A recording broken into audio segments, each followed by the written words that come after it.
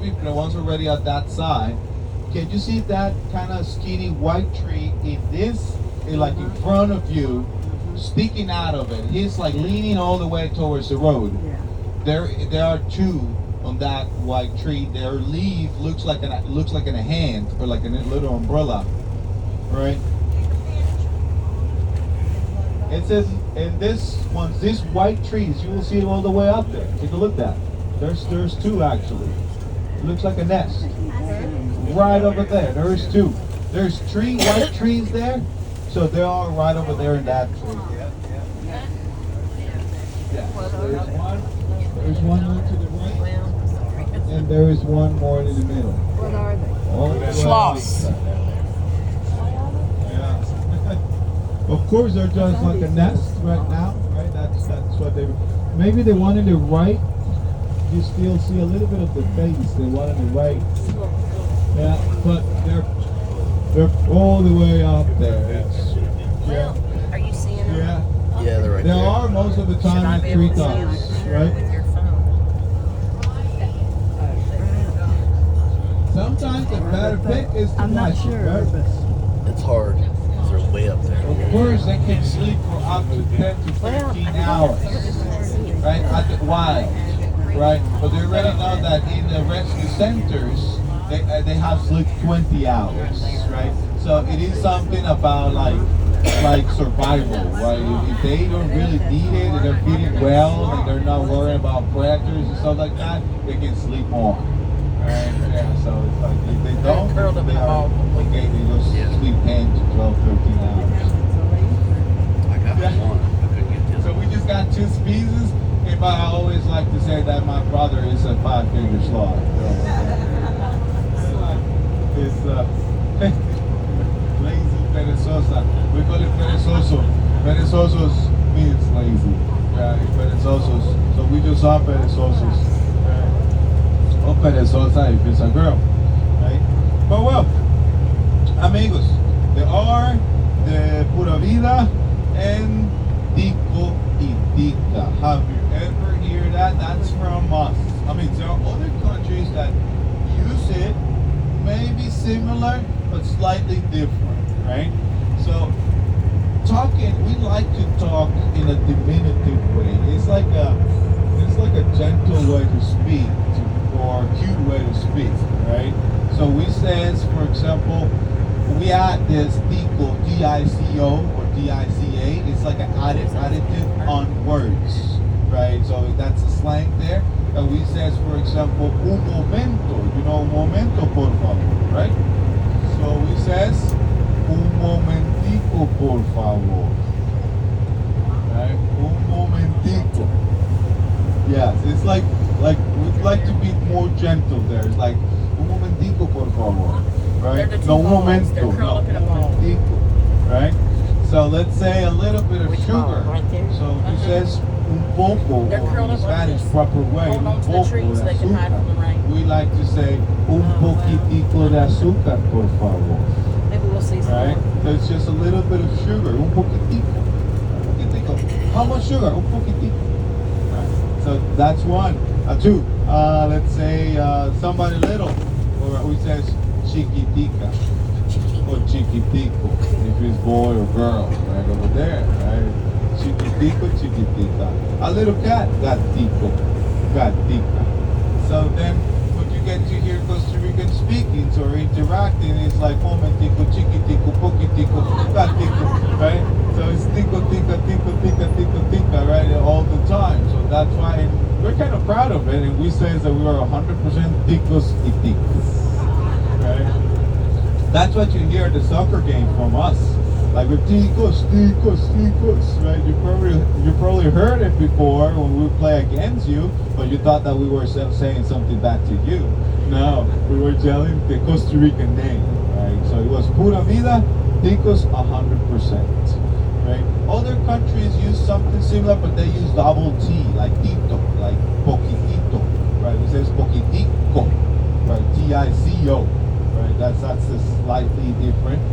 And now that it says this difference between Tito y Tico, amigos, for the non-speaking Spanish, or for the ones that still having problems or struggling with this, be careful with pura vida. I don't want you to be the person from my tour saying PUTA. That's a bad word. See, so you're gonna say PURA, pura vida. Right? Exactly, not PUTA. Right? That's in a different occasion. Say that all the right? Yeah. Amigos, over here, Jose's giving us a little landscape of the main harbor or port of Atlantic side, Costa Rica. It's actually supposed to be the most efficiency nowadays in Central America. They just made it around no more than 10 years ago. Right? It was open officially. Right? It's called APM. It used to be back there, like the ones that you just land. Sometimes they use it for like cars or stuff like that, but it's rarely used nowadays. Over here is where you see all of the materials, importation and exportations going on. 96% of it happening in that place. They have the capacity for around 3,000 to 4,000 containers per day. They work 365 days, 24/7. Right? So you get to see the huge cargo things coming in there. They're actually thinking on expanding even more. So they'll get bigger. So all of the exportations happens in this side because it's closer, right? So, oh well, infrastructure, bananas, agriculture, a lot of stuff and either import, which or even rice, beans, stuff like that. Well, we're gonna talk about that. Tourism, amigos, it is the second best income of Costa Rica, right? So it is top one if we talk about, well, one of the tops if we talk about employment, right? Another top is actually banana. Banana is another good income for Costa Rica, and employment too, because there's a lot of banana plantation there. There's a little bit more than 100,000 acres, right? And there is at least one person who works for every acre in there, right? So that's a lot. Directly, indirectly, it's like 100,000 people who works with bananas. But the top income for Costa Rica, right? For the government, right? It's actually technology. We do have companies like Intel doing microchips. We have other like tree companies doing medical equipment in general, orthopedics, stuff like that. So education is something very strong in Costa Rica, and there is a lot of professionalism nowadays. Right? So that's top income of Costa Rica. Yeah.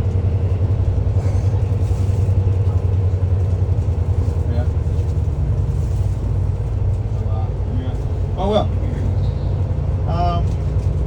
Now you know. Now you are a little bit of Costa Ricans now, right? You're becoming a Costa Ricans, right? But the one that you need to remember at least is pura vida. That's the one that, guys, to say that you were in Costa Rica, you need to remember once you're back home, right? It's like, yeah, were you in Costa Rica? Yes, pura vida. That's the one. Remember that. Okay. But well. The weather is so perfect for cafe. I didn't have my coffee. In the morning. I actually slept. I drove early in the morning over here at 3 a.m. And then I got here around 5 and I was like, no, it's too, 4 something. It's too early to have coffee. We're gonna have a little siesta of 30 minutes. I woke up at 10 past 6. People coming. That's why there were some of you already here. And I wasn't. I started running over there. But well, café, amigos. What saved Costa Rica after we were conquered? What happened with Costa Rica?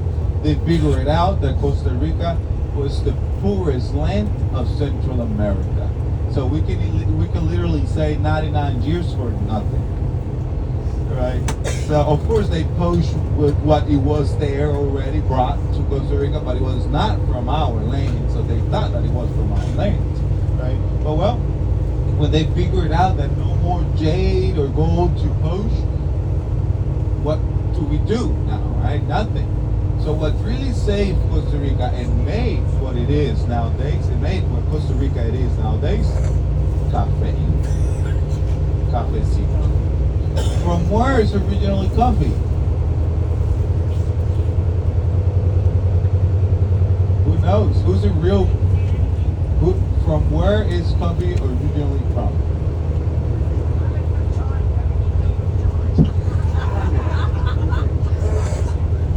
That's a good one.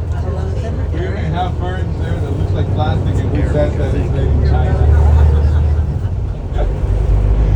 Because everything is made in China. So cafe amigos, it's actually from Africa. Oh, you said it there? There you go.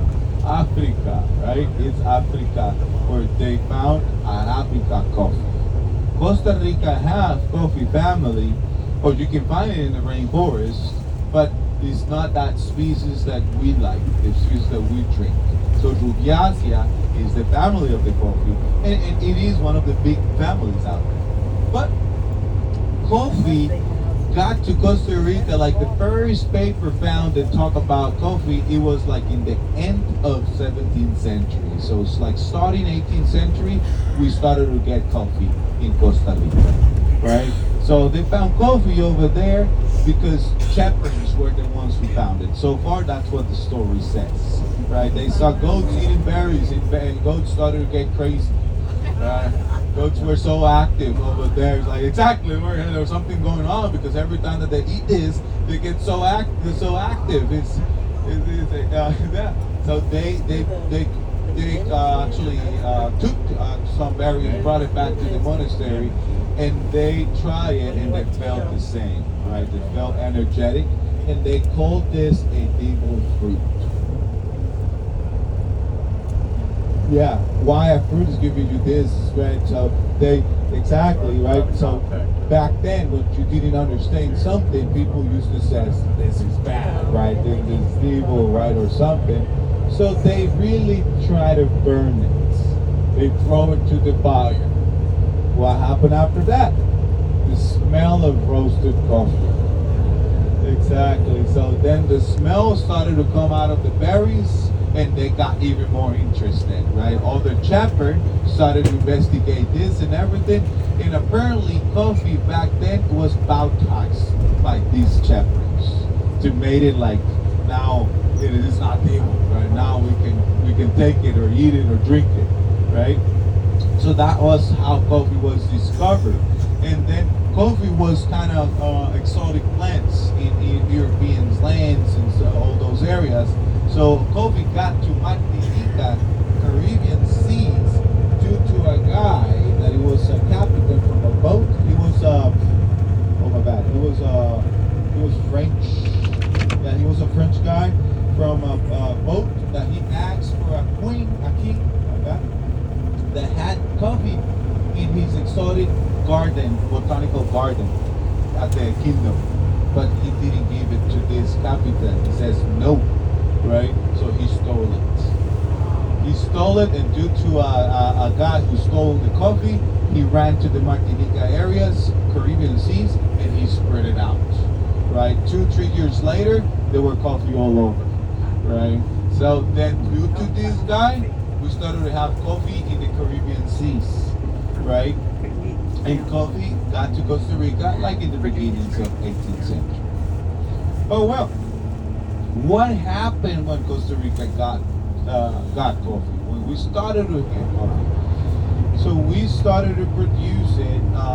Already people knew how to produce it, what type of product it was, and everything.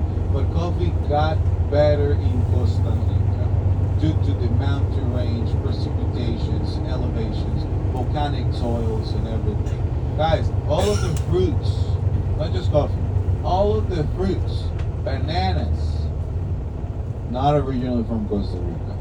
Pineapple, South America, right?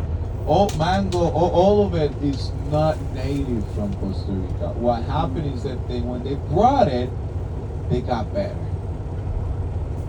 right? And they taste exactly, right? They got better, and people love it.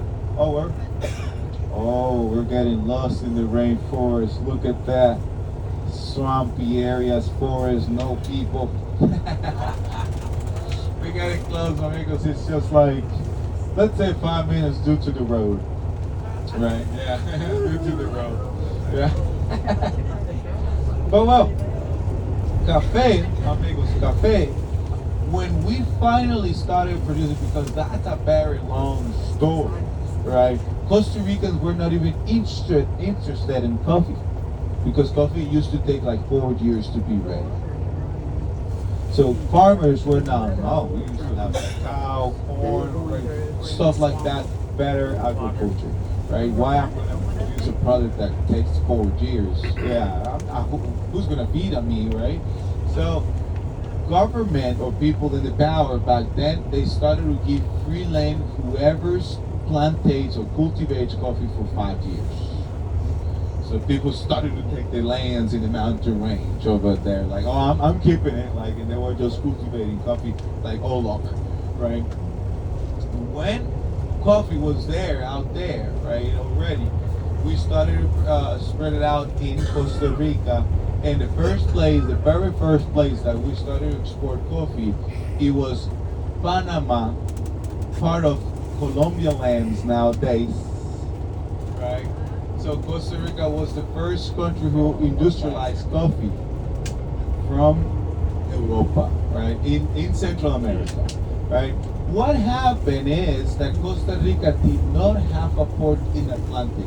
So we were not the first one who export coffee to European lands, right? Even Cuba started to export coffee before Costa Rica towards European lands.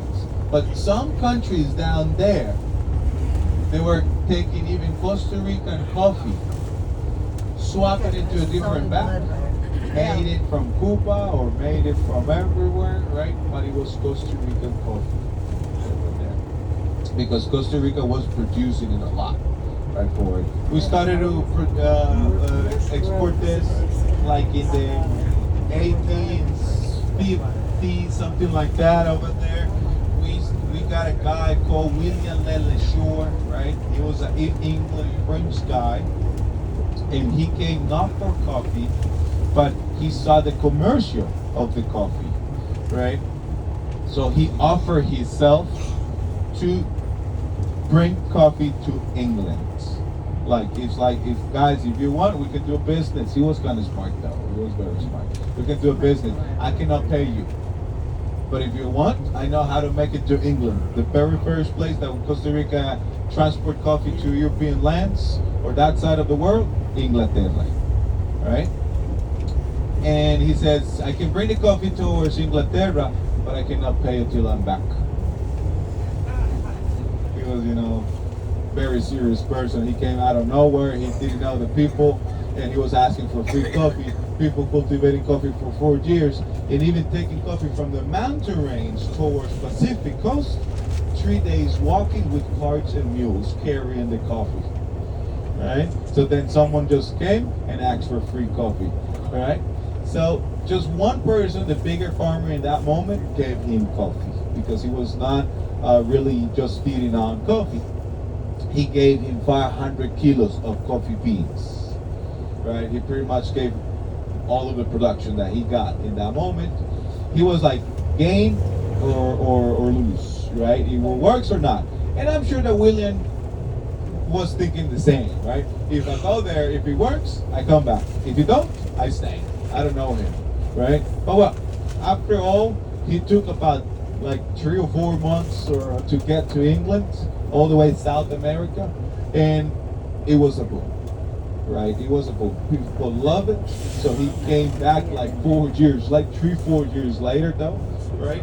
But he brought 4 more boats and their money, of course, right? And after that, Costa Rica economy was the best of the story so far, right? Because we didn't have international debt like nowadays, right? We were making money over there. So Costa Rica, in that time, we were like one of the first capitals of the world, like in New York, and I forgot which one over there. There's others that started to have light in their capital.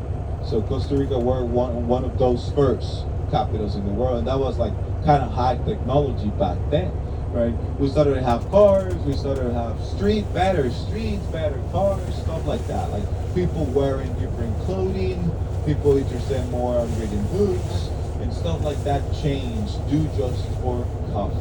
So cafe was the first gold grain of Costa Rica, right? So our first real gold, it was coffee, right? Yeah. Nowadays, coffee is still good, but it's not as good income as used to be. Nowadays, it's all the products that I kind of mentioned over there, but even there is a product that it's almost equally to coffee, which is ornamental plants in Costa Rica, right? Ornamental plants selling from Costa Rica, ferns, shrubs, trees, all this, heliconias. It's as good as coffee nowadays, right? But yes, we are pretty much survived just for coffee, right? And we got the better development and all this happened. If not, I probably would be wearing loin clothes or something over here, right? Yeah, like Tarzan.